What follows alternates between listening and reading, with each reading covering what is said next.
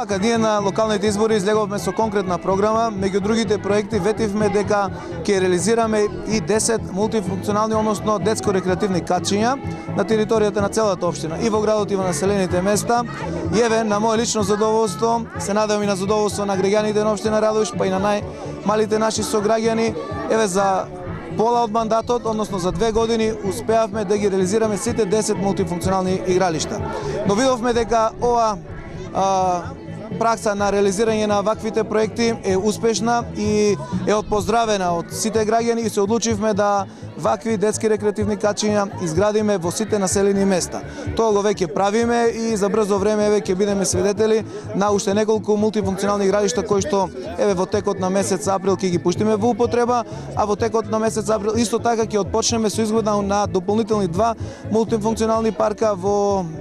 целото Подреш и селото Злеово, а интензивно работиме на подготовка на проектната документација за изградба на вакви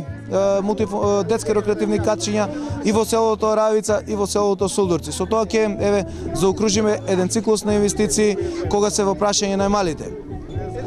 Исто така сакам да напоменам дека еве конкретно денес сме во третата местна заедница, пуштивме во употреба еден од ветените проекти, но за брзо време еве сакам да ги информирам жителите на трета местна заедница дека ќе продолжиме со силна динамика за исполнување на сето она што и го ветивме. Станува збор за реализација на и пробивање и асфалтирање на улицата Браке Миладинови, целосна рехабилитација на улицата Вардарска, како и целосна реконструкција на парчето кај малото булеварче позади ординација Захариев, односно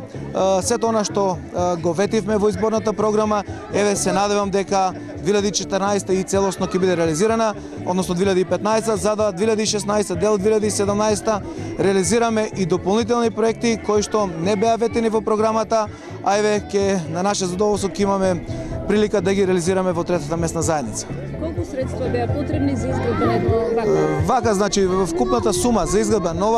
на ова детско рекреативно катче, како детското рекреативно катче во населбата Раклиш, детското рекреативно катче во селото Војславци и селото Калугерица, вкупната инвестиција на општината е некаде околу 10 милиони денари. Јас во прилика би сакал да се заблагодарам на сите инволвирани во целокупната постапка, во делот на изготвување на проектната документација, на службите во општината кои што навистина беа посветени во реализација на ова наша замисла, на председателот на местната заедница, како и на раководството на местната заедница, на советот на општината, кои што еве заеднички успеа да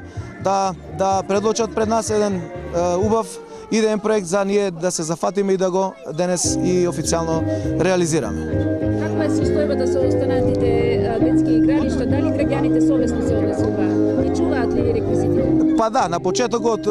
првата година од кога реализиравме одредени детско-рекреативни катчиња пред се паркот Марди и паркот Липа во првата и втората урбана заедница, имавме проблем со навиката на граѓаните, со културата на однесување и грижата за сето она што го градиме, но полека еве со наша помош и со помош на сите оние кои што ги користат и уживаат во овие детски рекреативни катчиња, успеваме полека да искорениме таа лоша навика на уништување на она што го градиме, и еве имаме прилика да забележиме дека последната година се одржуваат во добра кондиција сите изградени детско рекреативни катчиња на територија на општина Радовиш.